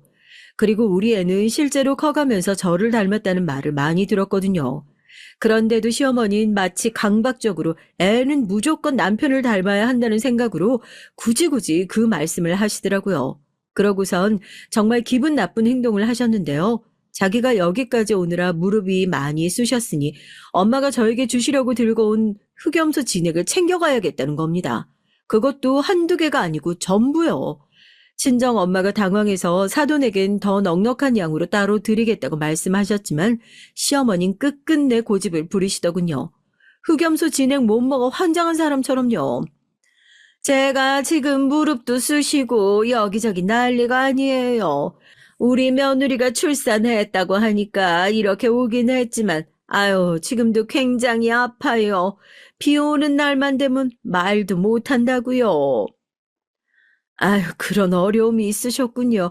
네 그럼 드셔야죠 사돈. 엄만 난처하신 기색이었지만 달라고 하니 어쩔 수 없이 주셨어요. 막상 아이 낳고 시달려 앓고 있는 사람은 저인데 기력 쌩쌩하신 분이 와서 저렇게 실속을 챙기고 가려고 드니 어이가 없더라고요. 근데 시어머니가 옆에서 진액을 바리바리 챙겨가는 것을 보더니 같이 따라온 동서 역시 손을 드는 겁니다. 형님, 저도 여기 배즙 몇 개 가져가도 되죠? 제가 요새 감기를 달고 살거든요. 날씨가 추워져서 그런지 배즙이 너무 땡기더라고요. 여기 마침 딱 있으니까 너무 반갑네요. 뭐 형님 집안에서 파는 제품이니까 믿을만 하겠죠? 참고로 동선 형식 차원에서 전달해주는 출산 선물도 사오지 않았어요. 빈손으로 와서 배즙만 얻어가는 거였죠. 근데 시어머니가 챙겨가는 걸 보더니 자기도 욕심이 생기긴 했었나 봐요. 뻔뻔하게 저리 말하더군요. 저희 친정엄만 여기서 원하면 더 주겠다는 말씀을 덧붙이셨고요. 엄마는 정이 많아 원체 남들에게 주는 걸 좋아하시는 성격이었고 그 때문에 여러 군데 봉사도 다니시는 분이었습니다. 그리고 제 시댁 식구고 하니 절 위해 더 챙겨주셔야겠다고 생각하신 거겠죠. 그래요. 아유, 아무렴 가지고 가요. 우리 딸의 건 내가 뭐 내일 가지고 오면 되니까 더 필요하면 말해요. 줄게요. 정말요? 형님 어머님 너무 좋으시다. 그럼 저 한 박스만 더 부탁드려도 될까요? 저희 친정엄마도 요즘 자꾸 관절이 약해지셨단 말씀을 하시더라고요. 아유, 그럼요. 드릴게요. 원래 나이가 들면 뼈마디도 시리고 걷는 것도 정 같지가 않아져요. 딸의 통에 가져갈 수 있게 두세 박스 갖다 놓을게요. 어머님 많이 챙겨 드리세요. 어머, 너무 감사해요. 형님 덕분에 이런 호사를 누리네요, 제가. 솔직히 전 친정엄마의 이런 호의를 감사하다는 한마디로 퉁치고는 나가버리는 동서가 너무 얄미웠습니다. 동선 그렇게나 배즙을 많이 챙겨가면서도 저에게 따로 전화조차 하지 않았거든요. 오히려 아파하는 저를 보며 자기도 아이 낳을 때 힘들었는데 곧 회복된다는 둥 엄살이 심하다는 말을 늘어놓더군요. 기분만 잡혔죠. 그에 전 다음에 동서가 오면 절대 배즙은 주지 않겠다고 속으로 마음을 먹었습니다. 남편은 그날의 일을 듣곤 한숨을 푹 쉬었어요. 괜히 장모님께 죄송하다면서 자기가 저희 집에 더 잘하겠다는 말을 하더라고요. 그러던 중 동서가 다다음 날 귀신같이 또 찾아왔습니다. 뭐 때문이었을까요? 예상하셨겠지만 네, 배즙 때문이었습니다. 전 동서가 이렇게 공짜를 좋아하는 줄 몰랐네요. 동서는 오자마자 배즙을 찾았고 어디에 있냐고 묻더군요. 제가 모르는 척 무슨 배즙이냐고 묻자 당황해했죠. 아니 형님 어머님께서 제 거 챙겨주신다고 했잖아요. 저 지금 2시간 차 타고 왔거든요. 장난하지 마시고 얼른 주세요 배즙. 동서, 내가 무슨 이런 걸로 장난을 해? 배즙 없어. 아마 친정엄마가 깜빡하신 모양이네. 엄마가 요즘 바쁘시거든. 사업 때문에. 나중에 들어오면 따로 챙겨줄게. 그러자 동선 절 무섭게 노려보더군요. 마치 제가 일부러 숨기기라도 한 것처럼요. 그러더니 문을 거칠게 닫고 나가버렸습니다. 뒷모습을 보는데 고소하더라고요. 이 일을 계기로 시어머니에게 또 한 차례 전화가 걸려왔지만 무시해버렸습니다. 마침 제 소중한 아이도 태어났겠다. 아이에게 집중하며 제 삶을 다시 다잡고 싶었거든요.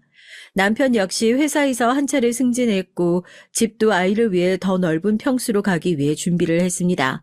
새 집으로 옮기고 난 후 아이는 다행히 건강하게만 자라달란 바람처럼 잘 자라서 저희 집에서도 하루하루 웃음을 주고 있었고요.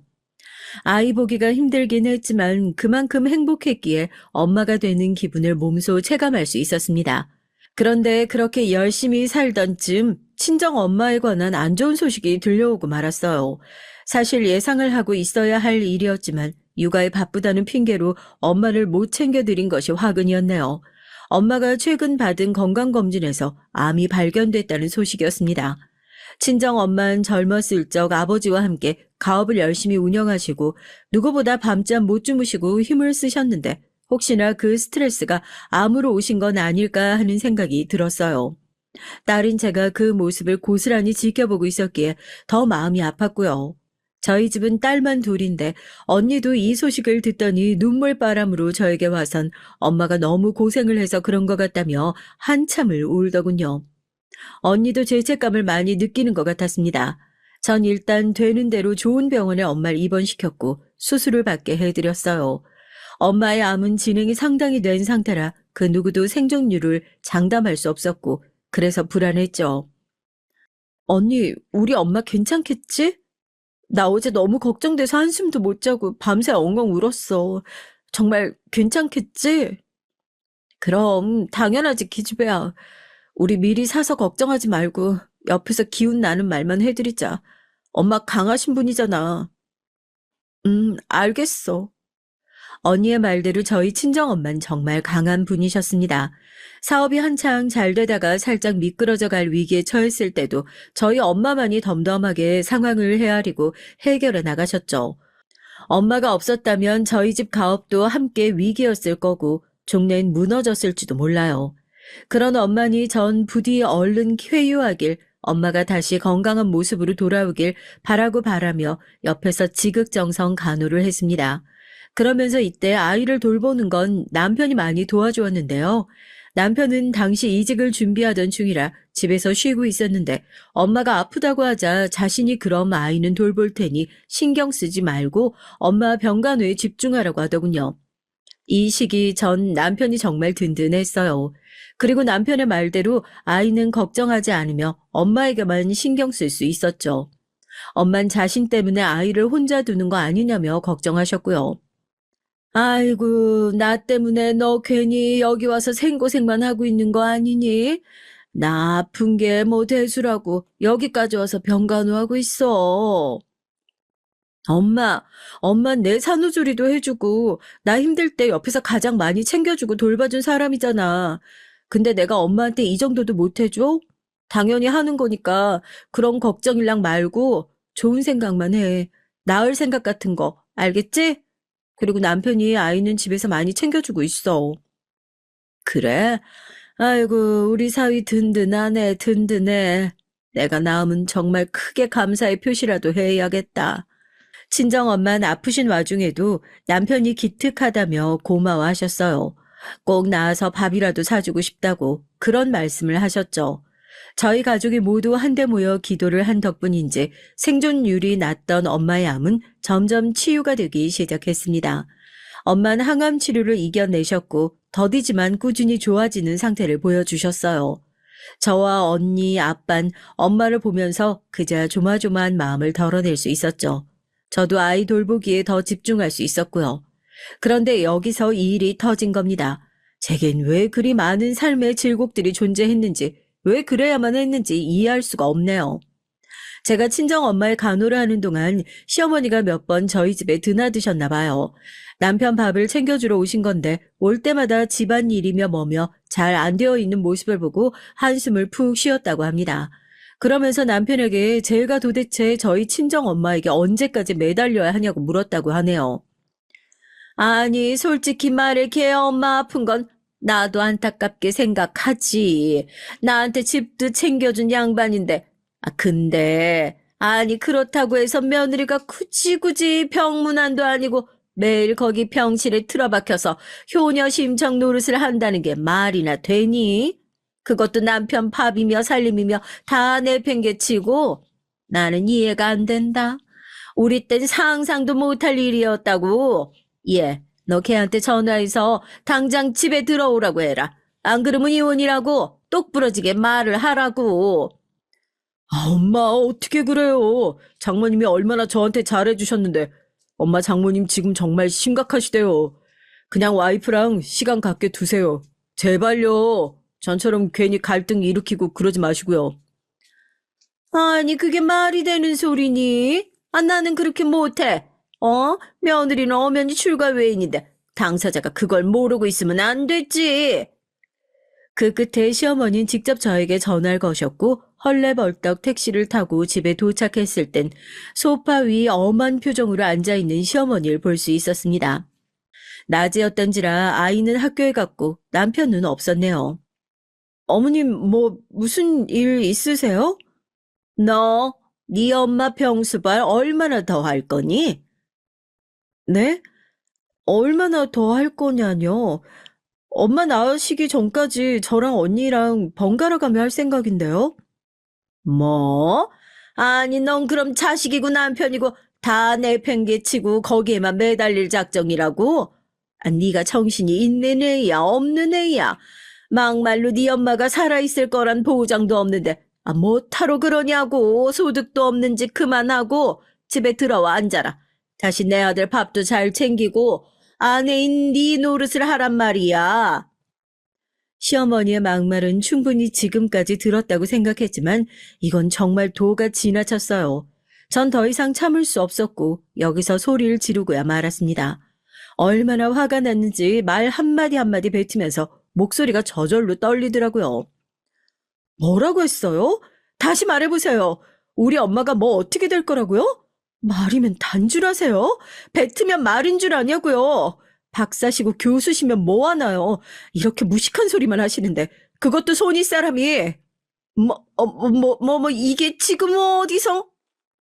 시어머니는 분에 못 이기는 표정으로 절 보다 손을 들었어요. 그 손으로 제 뺨을 철썩 쳤고요.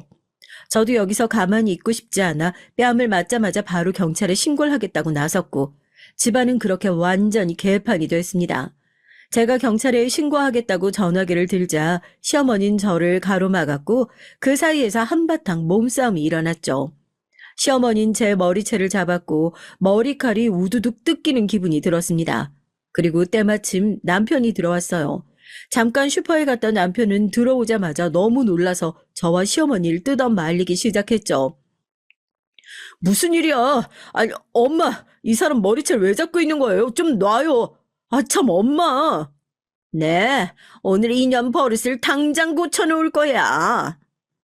남편이 버럭 성을 내자 시어머니는 잠깐 주춤하는 것 같더니 그러면서도 절대로 제 머리채를 놓진 않더군요. 그러다 남편이 힘으로 어찌저찌 시어머니를 떼어놓자 씩씩거리며 자신도 절 경찰에 신고하겠다고 으름장을 놓더라고요. 대체 어떤 죄목으로 저를 신고할 수 있었을까요? 전 기가 차서 그럼 해보라고 대차게 말하곤 남편에게 당장 시어머니를 끌고 나가라고 말했습니다.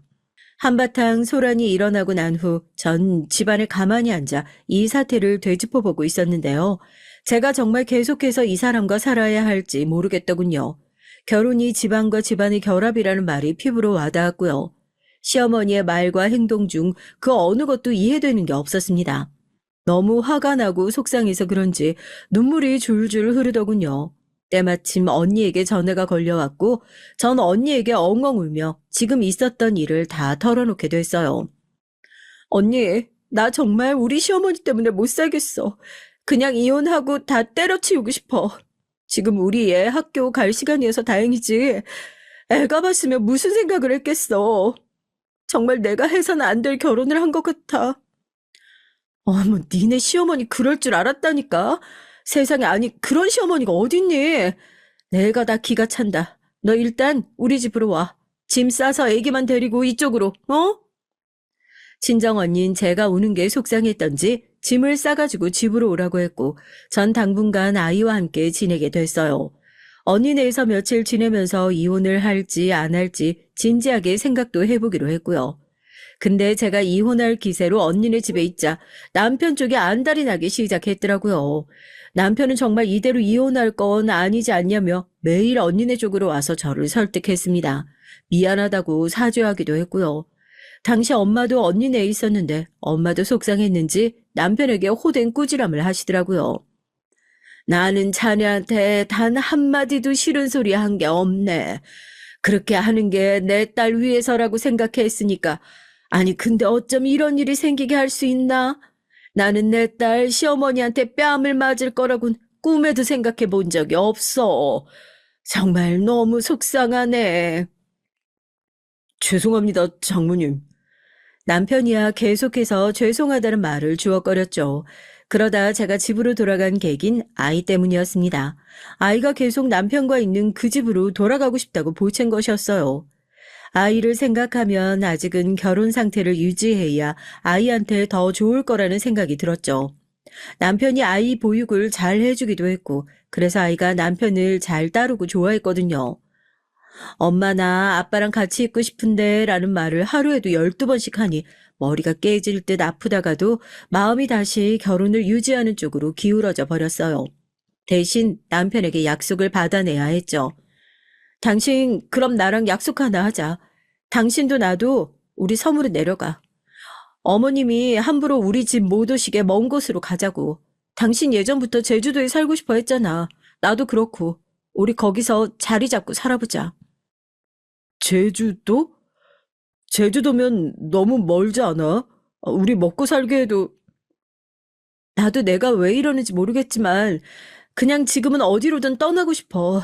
여기 사는 게 너무 징글징글해. 그때 전 조금 갑작스럽지만 제주도행을 고려했어요. 그저 어디로든 훌쩍 떠나고 싶었고 아무도 저와 우리 가족을 모르는 곳으로 가고 싶더군요. 옛 기억들을 지우고 새로 인생을 출발하고 싶다는 마음도 있었던 것 같습니다. 남편은 현실적인 부분들을 걱정하긴 했지만 저와 이혼하지 않기 위해서 알겠다고 말하며 제 제안을 받아들였어요. 그렇게 저희 가족은 제주도로 향했고 제 나이가 43, 우리 딸이 10대 중반을 보내고 있을 무렵까지 그곳의 모든 계절을 보내게 됐습니다. 참고로 그 이후 명절은 거의 지내지 않았고 시어머니도 제가 오는 걸 바라지 않았기 때문에 전화상으로만 형식상 안부를 주고받았어요. 그건 역시 시어머니가 제 뺨을 때린 사건이 있고 오랜 시간이 지난 후였죠. 시어머니도 제가 이혼을 진지하게 고려했다는 걸 알곤 그 뒤론 큰 난리를 떨거나 하진 않았습니다. 그게 다행이라면 다행이었죠. 물론 중간중간 동설한 사람이 전화가 와서 제 복장을 뒤집어 놓는 방식으로 야단을 부리긴 했어요. 그러다 결정적인 사건이 생기고 말았습니다. 이 사연을 쓰게 된 사건인데 지금 생각해도 끔찍하다 못해 진절머리가 나는 일이에요. 저희 엄마의 칠순을 맞아 칠순잔치로 무엇을 해드릴까 생각하다가 남편의 아이디어로 해외여행을 보내드리게 됐어요. 장모님 지금까지 어디 가보지 못하셨다고 했잖아. 아주 젊었을 적에 미국 가본 거 빼고는. 더 나이 들기 전에 우리 장모님이랑 해외여행 가보는 건 어때? 요즘 패키지 상품 잘 나와 있어서 가까운 동남아나 괌도 좋고. 그럴까? 그것도 좋은 생각이네. 그러고 보니까 우리 엄마 얼마 전부터 태국 가고 싶다고 하셨어. 제주도에서 알게 된 친구 한 명이 관광상품 관련 일을 하고 있던지라 마침 딱 좋았어요. 엄마가 무엇보다 무척 좋아하실 것 같았죠. 그래서 엄마와 아빠, 언니까지 3명분의 해외여행 패키지를 결제하게 됐어요.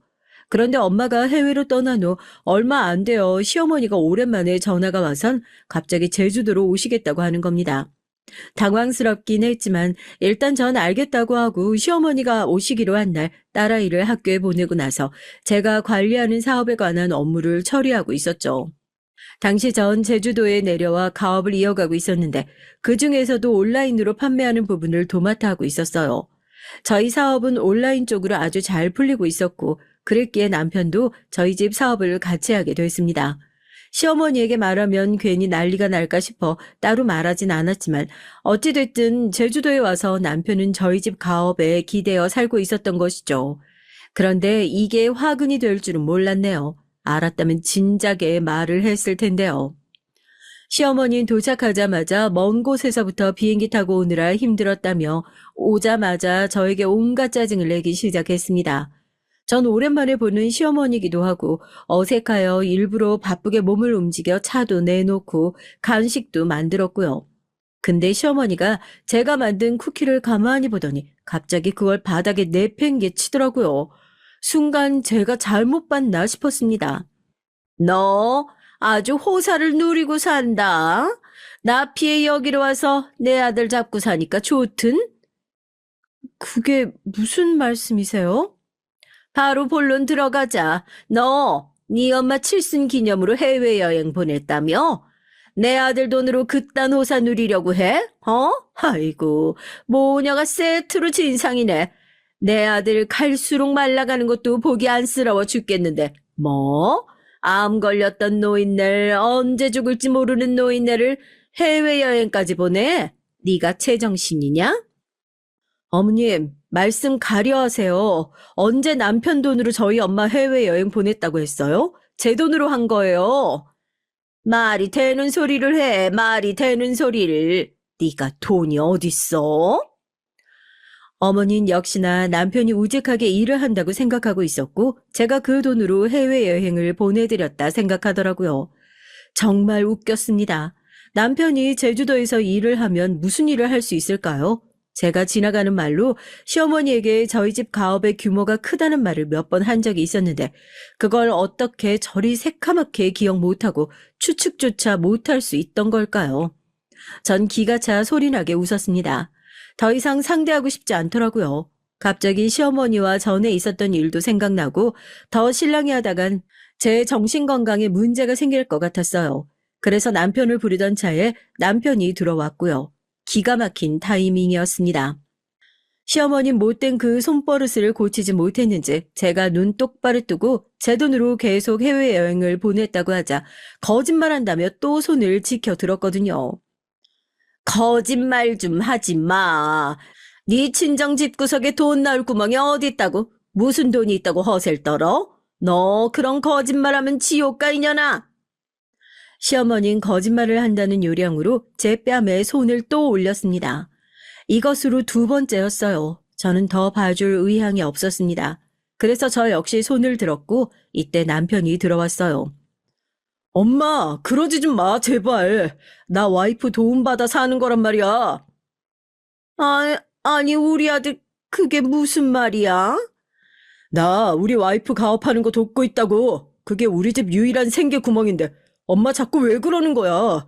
정말 아들 이혼시키고 싶어서 환장했어?